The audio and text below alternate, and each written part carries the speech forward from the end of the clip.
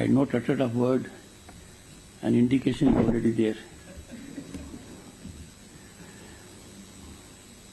Honorable Chief Justice of India and Patron-in-Chief NALSA, Dr. Justice Dhananjay Y. Chandrachud, Honorable Mr. Justice Sanjay Kishan Kaul, Judge Supreme Court of India and Executive Chairman NALSA, Sri Arjun Ram Meghwal, Honorable Minister of State for Law and Justice, Independent Charge, Honorable Mr. Justice Sanjeev Khanna, Judge Supreme Court of India and Chairman, Supreme Court Legal Services Committee, Sri Amitabh Kant, India G20 Sherpa, we are proud of him. For the entire year, things were managed seamlessly. Where there were many fault lines, he could overcome them all. Sri R. Venkatramani, Attorney General of India, Sri Tushar Mehta, Solicitor General of India, Sri Adish Agarwal, President of the Supreme Court Bar of Association. I happen to be its member for long. Honorable audience, we have in this house two honorable members of Rajya Sabha, Sri Vivek Nankha and Sri K. Ravindra Kumar. Sri S. K. G. Rathi, Secretary, Department of Justice. Distinguished guests, legal luminaries, policy makers, and committed individuals. It is an absolute privilege to be part of the first regional conference on ensuring access to quality legal aid for the vulnerable, challenges and opportunities in the global south. The theme of this conference captures the essence of our collective endeavor and objective.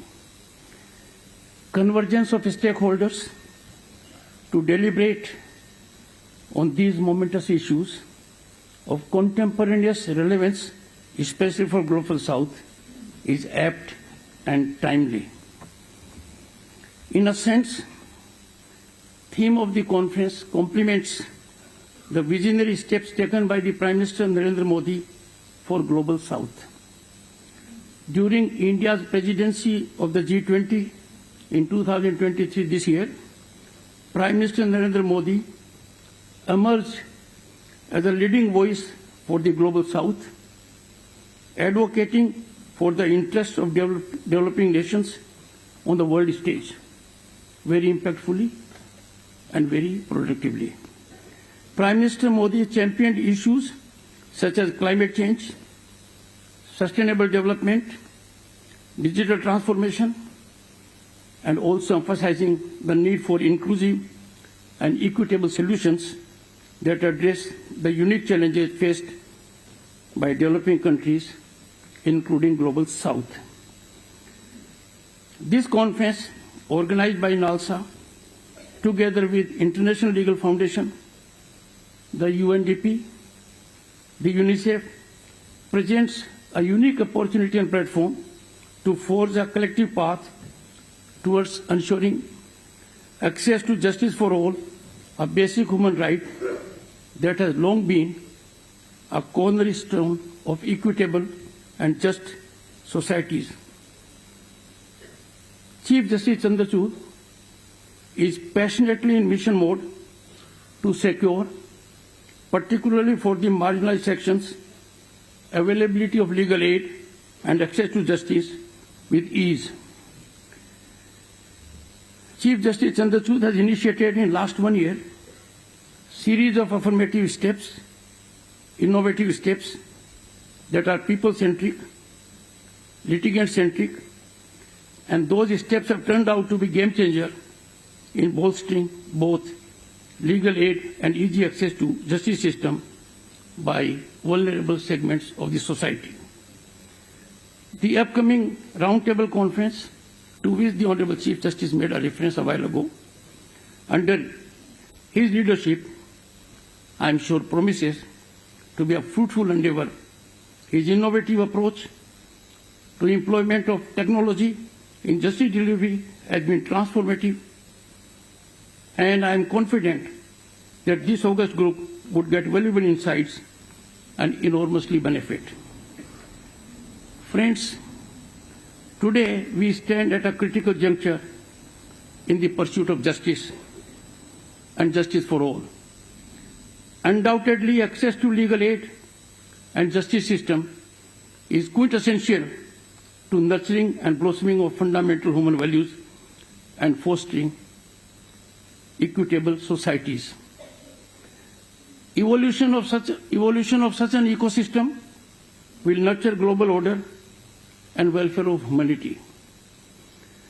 The resounding declaration in the preamble of Indian Constitution, I quote, "We the people of India," unquote, reflects the essence and spirit of an inclusive document aimed at safeguarding the rights of every citizen regardless of background, circumstances, or social standing.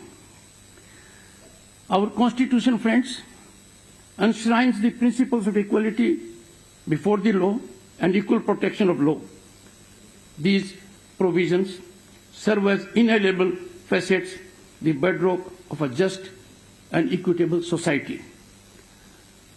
Prescription in Article 32 of the Constitution, the right of every individual in the country that is home to 1/6 of humanity, to move the Supreme Court for the enforcement of fundamental rights. This was eloquently reflected by Dr. B.R. Ambedkar as the soul of the Constitution. For over 3 decades, NALSA has stood as a beacon of inclusive and affordable legal aid for India's marginalized communities. If I relate to you its success on ground, it is very impactful, dotting every part of the country. NALSA's numerous initiatives have secured ease of justice, bridging the gap between legal services and those in need thereof. Particularly through over 5 million tele-law consultations, demonstrating its dedication to leveraging technology for justice accessibility. Under Justice Kaul's leadership, NALSA tirelessly strives to create a society where justice is a fundamental right available to all with ease and impact. NALSA model of justice delivery is worth emulation by nations of Global South. Friends, the Indian Parliament, of which I am part, by virtue of being chairman of the Rajya Sabha, in its unwavering commitment to translating the constitutional promise into tangible realities, has embarked on a journey of legal reform, promoting mediation, repealing archaic laws that hinder progress, and enacting new laws that address contemporary challenges.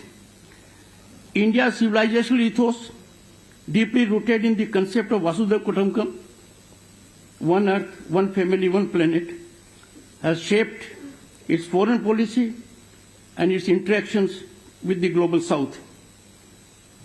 India is consistently taking a stand as a torchbearer and crusader for rights and aspirations of all nations, particularly the young and newly independent countries of the Global South.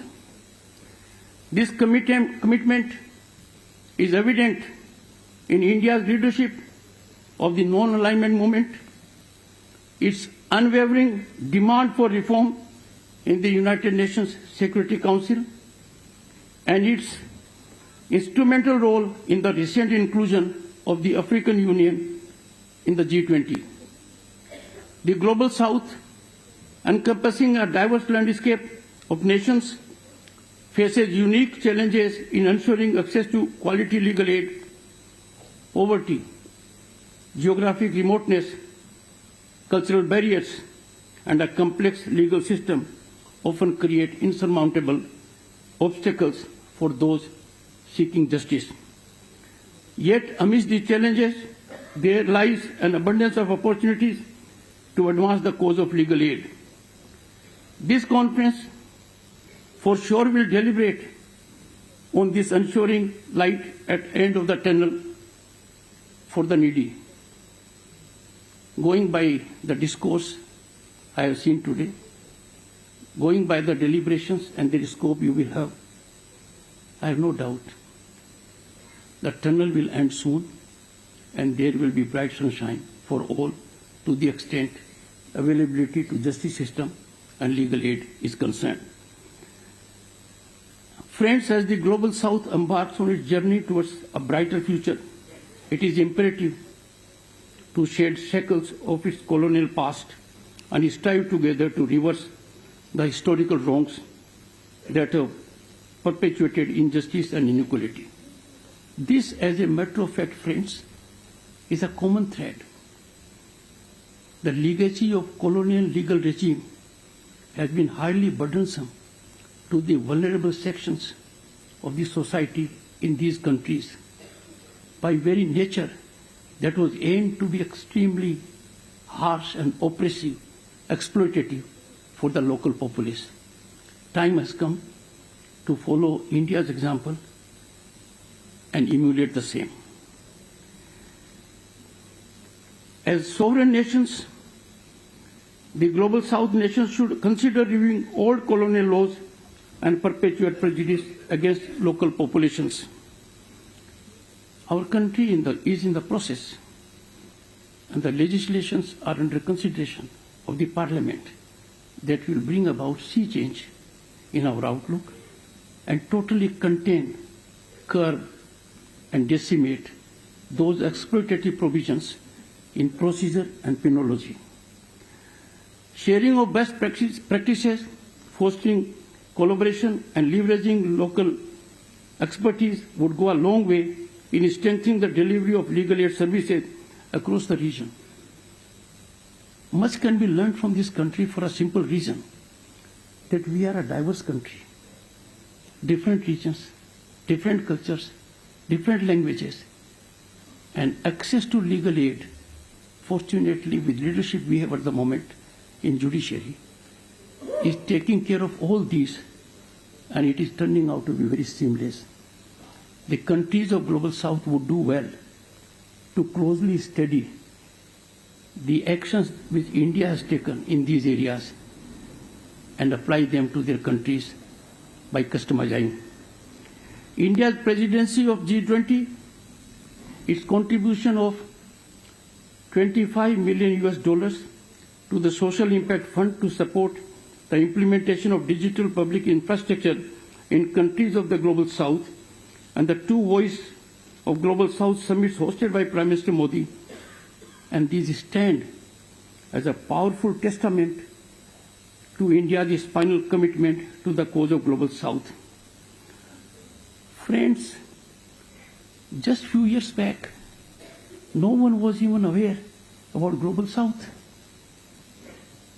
It fell to the lot of India's Prime Minister to bring it at center stage, in a forum which is primarily dominated by developed countries. And the success that has been achieved by inclusion of African Union side by side the European Union is remarkable, very equitable. Friends, this conference serves as a platform for sharing experiences, devising solutions, and crafting a better future, particularly for those in the Global South. We have a deep emotive connect as a nation with the nations of Global South, culturally and otherwise. The negative aspects of colonial rule bind us together. We have suffered through the ages. We have to mitigate suffering by learning from each other.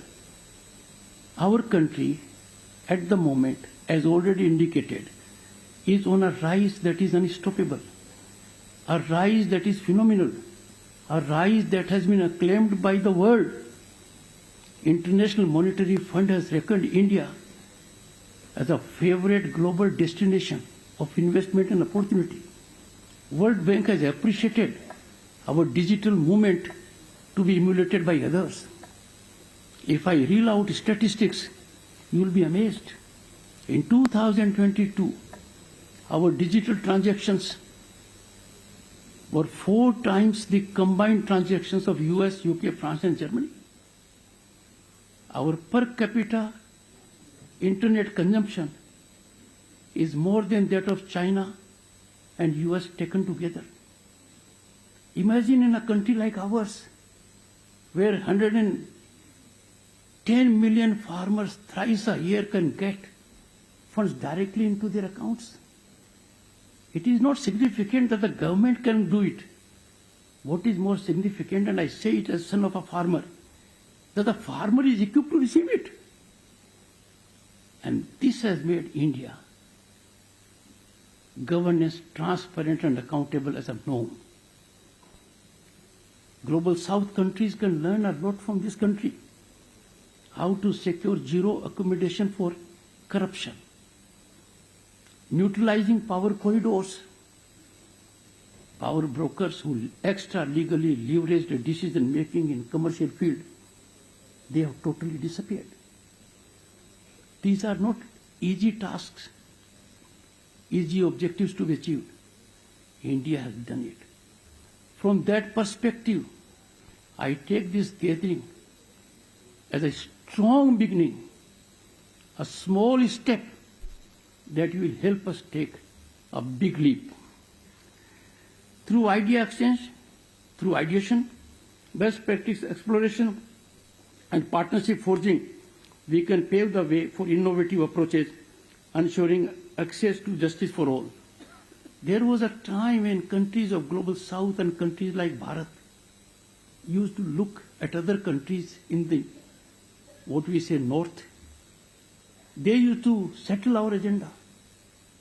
Now, Bharat has emerged as settler of agenda at a global level. Friends, let us therefore, in togetherness, reimagine legal aid, harnessing technology, empowering communities, and bridging the gap between legal services and those in need. Let's strive for a world where justice is fundamental right, accessible to all, regardless of background, circumstances, or location. I welcome foreign delegates to this country to learn firsthand that India's civilizational ethos are marked with global welfare. We have treated over the ages our Bharat as part of globe, and the entire globe as our family. And this was demonstrated by India when the world faced pandemic COVID. Facing pandemic challenge in our country, about 100 countries were assisted by this country by supply of Covaxin. So India's ethos are now translated into a ground reality impacting the entire world wholesomely. Rise of Global South would constitute, according to me, the greatest stabilizing force for the world, and it will generate growth trajectory of the world, control it, gallop it, and sustain it. Friends, drawing inspiration from the Global South's legal traditions and cultural values, let's forge a path towards a world where justice reigns, marginalized voices are heard, and equality is realized for all. We don't have to go far. Father of the nation, Mahatma Gandhi, reflected on all these issues. He believed in a system by indicating the planet has everything for everyone's need, but not for greed. Now these are the relations which we can have bonding, far more qualitatively penetrating than bonding with the countries in the north. Our alliance, therefore, has been developing organically. It's natural, authentic. I am so glad that this initiative has been taken. It will take us a far way. The deliberations in the conference will pave way for forward stance. Friends, I conclude by indicating deprivation of access to justice system, denial of legal aid offer existential challenge to the vulnerable, to the weaker sections, and we have to neutralize these challenges by affirmative policies and initiatives to secure justice for them. There couldn't be a more impactful beginning of this than the place where we are at the moment. I conclude by congratulating the Supreme Court of India for bringing about change of mindset, game-changing policies, and making Supreme Court virtually available to everyone in the country in virtual mode. Thank you so much for your patience and time. Jai Bharat.